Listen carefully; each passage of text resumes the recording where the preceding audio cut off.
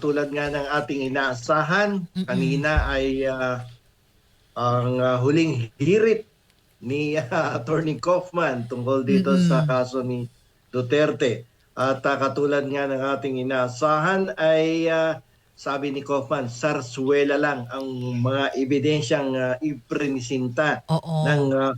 prosecution dahil ito ay Prosecution. base lamang sa mga chismis, Mm. balita at mga recycled na testimonya katulad ni na Matubato, ni na Las Cañas. So Mhm. ayon sa kanya, walang matigas na ebidensya, no?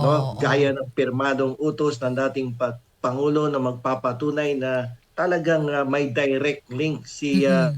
Duterte sa lahat ng patayan na nangyari sa ating bansa noong kanyang kapanahunan. Mhm. At bukod dito, sinabi din ni Copa na yung inulit na naman niya yung hyperbole or OA na mga pananalita. Mhm. Katulad ng sinasabi ng dating Pangulo na pag nanlaban, patayin, pero pag hindi lumaban, patayin mo pa rin. Doon pa rin ang punto, So, partner, sa dulo. Oo. oo sabi ni Kaufman ito ay estilo lamang ng Mm. pananalita ni Duterte at paraan lamang para manakot ng mga Mm. kriminal dito sa ating bansa. Gusto niya kasi mawala ang mga kriminal. Oo. So, yan ang isa sa mga dahilan ni Kaufman at Mhm. yung kanyang legal stand pa rin na yan ay nanlaban lamang ang mga biktima, no, sa war Mm. on War drugs on at drugs. yan ay hindi planado. At kung meron mang namatay sa war on drugs, yan ay dahilan sa self-defense ng mga Mhm. pulis, no? Mga pulis na ipinagtanggol lamang ng kanilang buhay Mhm. laban dito sa mga kriminal at mga drug addicts, Mhm. no? Kaya ang mga operasyon na yan ay lehitimo, no? Mhm. Legitimate police operations lahat yan. At kung meron mang namatay, ay hindi kasalanan ni Duterte. Yan ay ayon kay kay Kaufman, kundi kasalanan yan ng mga pulis. At Oo. bilang panghuli, ang kanyang madalas banggitin na depensa ay walang karapatan ng International Criminal Court na Mm. dinggin ng kaso, no? Walang jurisdiction over the person of the former president because meron naman tayong working judicial Mm. system dito sa Pilipinas. Pilipinas. Ang kanya daw ipinagtataka ay bakit dinala dyan sa International Criminal Court. Mm. At meron naman daw tayo dito nga sariling crimes against humanity Mm. na yung Mm. paulit-ulit nating ipinapaliwanag. Ito yung Republic Act 9851 na kung tawagin natin ay batas laban uh, sa crimes against Humanity. humanity. So Oo. kinakailangan na dapat dito litisin yan at hindi dapat Mm. litisin dyan sa International Criminal Criminal Court at court. wala dapat pakialam mga ICC at Mm. Mm. dito dapat siya litisin. So yun yung apat na kanyang legal posisyon na kanyang Oo. ipinaliwanag. Mm. And partner, kanina, no, meron tayong mga bullets dito no, mga ilan lamang sa nangyari kanina dyan sa ikaapat na araw, ano, dyan sa ICC. Isa dito, partner, yung pinunto dito, pinaalalahanan ni International Criminal Court, no, pre-trial chamber presiding judge Julia Antoinella Motok, si Attorney Nicholas Kaufman, hinggil to, ito yung lead po counsel, no, ng dating Pangulong Duterte, na irespeto, attorney, partner, yung desisyon ng ICC chamber tungkol dun sa, sinasabi mo nga po at pinag-usapan natin, yung radications. Kasi matatanda ang sinagawa po ang mga radications sa transcript at live broadcast sa pagdinig dahil sa paglantad ng impormasyon ng defense team na maaring makilala ang mga biktima at witness na naging dahilan ng pagkaantala ng hearing, partner. Ilan lang yan sa mga kanina sa mga nangyari at hearing dyan sa confirmation of charges dyan sa bahagi ng ICC. Ito yung sinasabi mo, yung reduction. Yeah.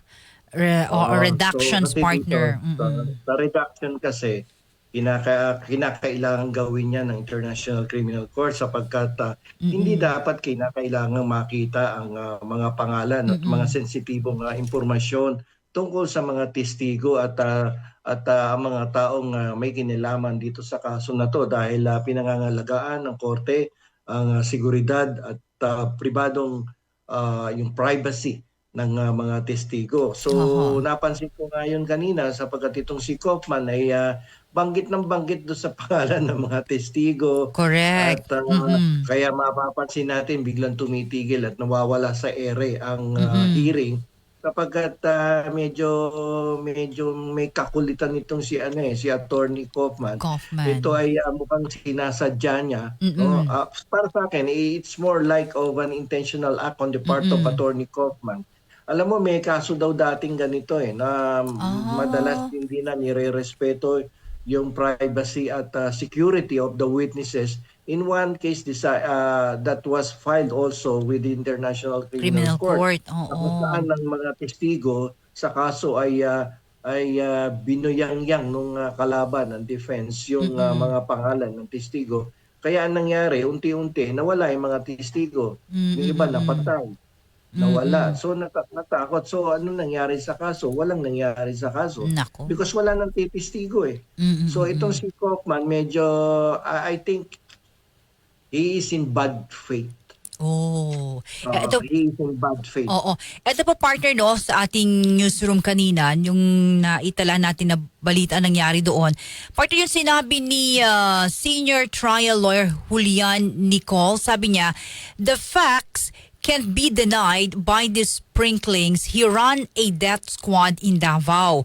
Ito ang binigyang diin ni International Criminal Court senior trial lawyer Julian Nicol sa huling araw ng confirmation of charges attorney partner ng hearing ni dating Pangulong Duterte. Sabi dito, the facts can't be denied by the sprinkling Rodrigo Duterte ran a death squad in Davao that created. He ran it for 20 years before he became president.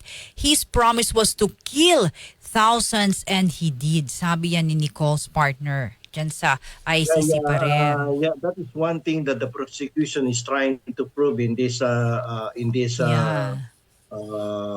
hearing. Mm-mm. Dahil sinasabi nga ng prosecution na may common plan. Mhm. No, ibig sabihin since the time he was still the mayor of Davao City, Oho. yung Davao Death Squad na yan, na kung saan ang mga characters na involved dyan, like for instance the Chief of Police which is Bato de la Rosa, and other prominent personalities dyan sa Davao na siyang nagpapatupad ng patayan dyan regarding sa war on drugs sa pamamagitan ng Davao Death Squad ay parehong-pareho ang plano, ang estratehiya, ang sistema ng pagpatay. Kumbaga ni-level up lang yan from the local level inakyat sa national level at pinalitan lang ang programa sa Davao Death Squad pero dito sa national ginawang double barrel program na kung saan kung titingnan mo ang karakter ng mga tao ay iisa lamang from Chief of Police naging Chief of Philippine National Police si Bato de la Rosa. At nandiyan din si Bongo sa local level, inilipat din sa national level na kung saan may mga bidyong ipinakita ang prosecution na nagsasabi talaga na nagpapahiwatig na sila ay nagbibigay ng reward for those law enforcers who can kill people who are involved in illegal drugs. So ito yung gustong patunayan ng prosecution. There is a nexus between the Davao Death Squad and the double barrel program in the national level. Ayan yun ang ibig sabihin dyan. So since that was the presentation of the prosecution, ngayon kaya itong si Kaufman ang ginagawa niya nga kanina at kahapon ay patuloy niyang sinisira yung link, the nexus between Davao and the national program na double barrel, no, from the DDS to double barrel program. Yan ang pero I don't think that he was able to destroy the link, no, na magpapatunay na may common plan diyan sa extrajudicial killings na yan. Oo, okay. So, Okay. after this day, partner, dyan sa the Netherlands, yun nga, pinag-usapan natin kahapon, sinabi mo, partner, that after 60 days, yun, nandyan na yung mas madugo, no, na makita natin dito sa ICC. Yes, oo. The after this, now ay ang ating mga huwes sa ICC Mm-mm. ay mag-uusap-usap at titingnan kung meron bang substantial grounds to Mm-mm. believe, Mm-mm. no? Dahil yan yung threshold na dapat ma-meet, no? Yan yung standard na dapat ma-meet ng prosecution, substantial grounds to Mm-mm. believe para itong kaso na to ay ipagpatuloy ang paglilitis Mm-mm. sa mga susunod na buwan. Pero kung Mm-mm. hindi mamimit ang standard ng substantial grounds to believe, then the ICC judges will be compelled to decline the Mm-mm. charges Mm-mm. instead of confirming it. But the way I look at the presentation of this the defense, Mm-mm.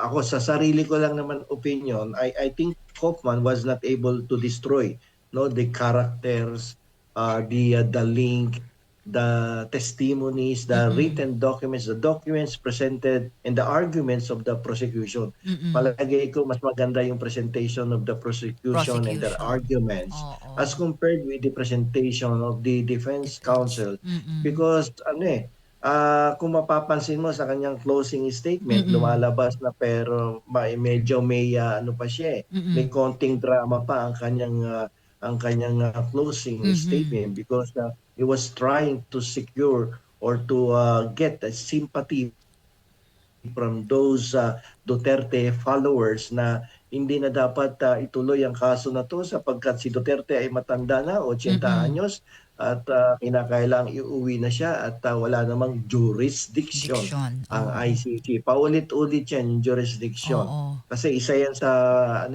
kanyang Mm-mm. ini-invoke talaga na walang jurisdiction ng ICC kaya Oo, kailangang pauwi na. pinagdidiinan, So dito partner, eh. Oo. sa 60-day period na to, pag-uusapan ng tatlong judges na Mm-mm. pauwi na ba natin si Duterte? Dahil Mhm. mag-anniversary na yan dito sa atin sa Marso. 1 year na, no, partner? 1 year Oo. na next week, no? At pauwiin na ba natin? Kung Mm-mm. nagagandahan kayo at naniniwala kayo na walang substantial grounds to Mhm. believe, then let Duterte go home in the Philippines. Yan ang Oo. pag-uusapan dyan. Usapan. Attorney Bueno, law and beyond. Learn the law, know your